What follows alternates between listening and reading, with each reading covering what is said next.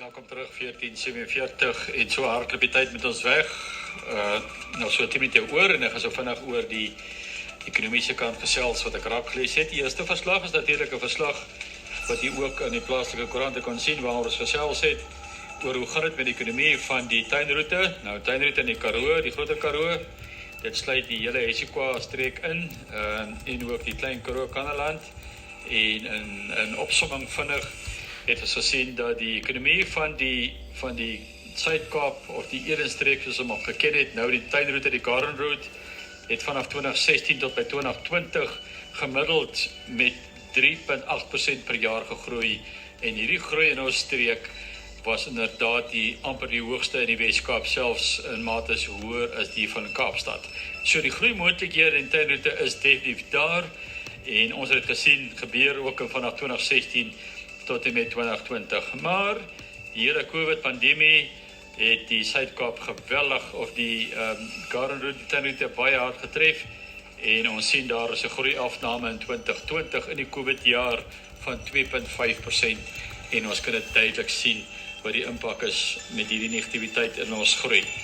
Wat is die grootste oorsake daarvan? Is natuurlik toerisme. En ek het net al gesê, toerisme getalle het dramaties gedaal in ons streek en die impak daarvan is gevolg van die sluiting van besighede as gevolg van COVID-regulasies en die feit dat daar nie buitelandse besoekers in ons area was nie, het gemaak dat die toerisme syfers feitelik gestop het. En ons hoop regtig vaar dat die toerisme sektor nou na Desember toe daardie getalle sal kan optel, maar ook in 'n verslag wat ek raak gelees het, sê ook dat die toerismebedryf gaan bykans 3 jaar vat om te herstel, om terug te kom na die vlakke van 2019 toe. En as ons gaan kyk na die geweldige bydraes wat die toerismesektor bring tot die ekonomie, en dan sien ons dat die waarde van die toerismesektor is so 400 biljoen per jaar, en die toerismesektor het verlede jaar 160 biljoen rand verloor aan inkomste as gevolg van hierdie COVID-inperkings. So daar is 'n geweldige lang pad nog wat die toerismebedryf nog moet doen om daarby uit te kan kom. Kyk ons net dat die dorp wat die grootste bydrae lewer in die tuinroete streek, natuurlik George, dis die grootste bydraer tot die bruto binnelandse produk van ons area en daarmee gevolg deur Mosselbaai en dan Oudtshoorn. So George bly nog die grootste besigheidshub waaruit ook dienste gelewer word aan die hele streek. En dan sien ons ook spesifiek dat die grootste sektor wat natuurlik die besigheid inbring in ons area toe en ook dan veral in George is natuurlik die finansiële sektor, versekeringsbedryf, die real estate, die eiendomsagente en dan besigheidsdienste. Dit sluit natuurlik jou prokureurs en daai beroepe in. Is die grootste ekonomiese drywer in die area en dit word gevolg deur die kleinhandel en groothandel. En derdens het ons natuurlik die toerismebedryf en laer af in die lys natuurlik die vervaardigingsbedryf en dis 'n goeie teken. Jy sien die naam van die konstruksie is nie onder die top 4 nie en ek dink die konstruksiebedryf het ook baie swaar gekry as gevolg van die COVID-regulasies. Dan die grootste handel, interessant te sien dat die tuinroete streek se uitvoer het gestyg met 17% en ons weet die grootste uitvoere kom af van landbou af, het met 17% gestyg. Maar ook het natuurlik dis die uitvoere wat ek praat, maar die uitvoer het gestyg met 17,45%, grootendeels landbouprodukte wat uitgevoer word uit ons area uit. Dink ons aan die volstruiskant en hierdie kant die blou bessies, die blueberries. En dan natuurlik die invoere het met 282% gestyg. En dis 'n kommerwekkende syfer. Van daai invoere kom grootendeels van India, China, Singapore en Nigeria af. Die vraag dit is, kan die Suid-Afrikaanse ekonomie, kan die Suid-Afrikaanse verbruiker nie werk skep? Kan ons nie entrepreneurs in die gang kry wat hierdie ingevoerde Chinese produkte self in Suid-Afrika vervaardig nie? So hier lê 'n geweldige groot leemte wat ons moet vervul in ons streek waar ons entrepreneurs in die gang kan kry en seker maak dat ons kan ons eie plaaslike trots vervaardigde tuinroete produkte natuurlik op die mark sit. Dan het ek gesê die toerismebedryf sal nie gou herstel nie. Ek het die syfers vir genoem. Ek wil net laaste aanhangsel, want ons tyd is feitelik uit, wat vir daarso gemaak het, En die raad aan die gasvryebedryf wat hy gee is om hulle deure vir elke prys te probeer oophou. Ons gasvryebedryf moet alles doen wat hulle kan doen om hulle deure oop te hou. En dit is die versoek van Fedasa af om seker te maak, as die toerisme sektor terugkom, laat die bedryf daar is om natuurlik al hierdie toerisme te hanteer. En as alle aanduidings is daar, dat ons dalk 'n goeie seisoen gaan hê. Nou die laaste punt wat ek verder wil praat voor die breek ons vang, is jong mense moet ons aan die werk kry. En ek het die skoksyfer gegee in terme van die TVET studente wat na skool natuurlik gaan studeer. By TVET colleges is slegs 9% van hulle slaag natuurlik aan die kursus.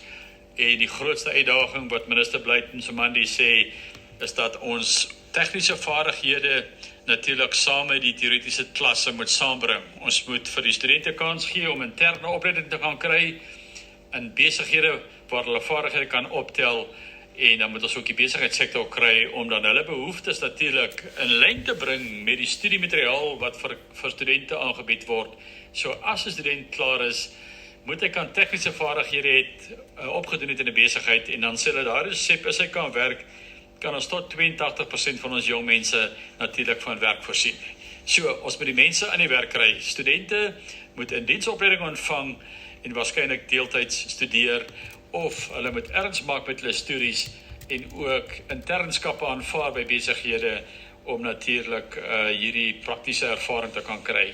Moeilike saak, want daar sal baie besliste verhoudings gebou moet word tussen die opleidingsinstansies en die besigheidssektor, want jong mense wat in diens geplaas moet word, moet verantwoordelikheid aanvaar. Sê jy staan nou in 'n werksplek en jy moet bereid wees om regtig waar ook jou mou op te rol en hard te werk om seker te maak dat jy nodige ervaring kry terwyl jy 'n student is.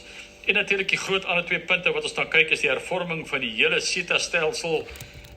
Ons weet hoeveel geld is vir SETA beskikbaar, maar dis ondoeltreffend en die minister sê daar moet baie dringend werk gemaak word om die SETA-befondsings waarvan maatskappy voor betaal natuurlik doeltreffend aan te wend, om natuurlik ook praktiese ervaring te gee vir studente in die werksplek wat hulle suksesvol opgeneem kan word. So, dis 'n groot die storieetjie, miskien net die laaste punt hierso wat ek raak gelees het voor ons gaan afsluit.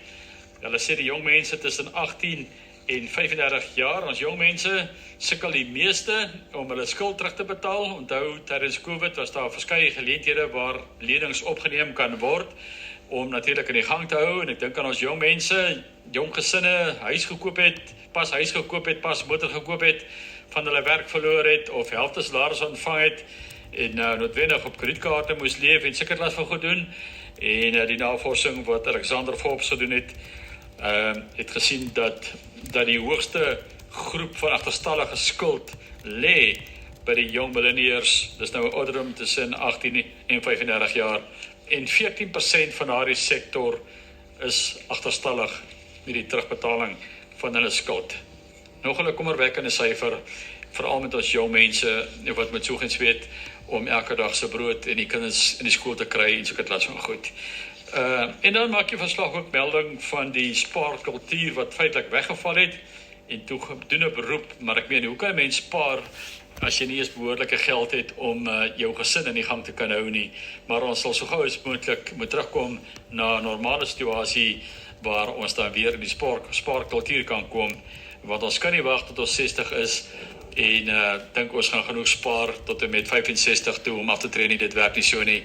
Jy moet so jong as moontlik begin spaar, klein bedragies, laat jy vir jou uitdag voldoende voorsiening gemaak het. Nou ja, dis 'n vol program vandag. Dis nou 14:56 en al wat vir my oorbly is om te groet.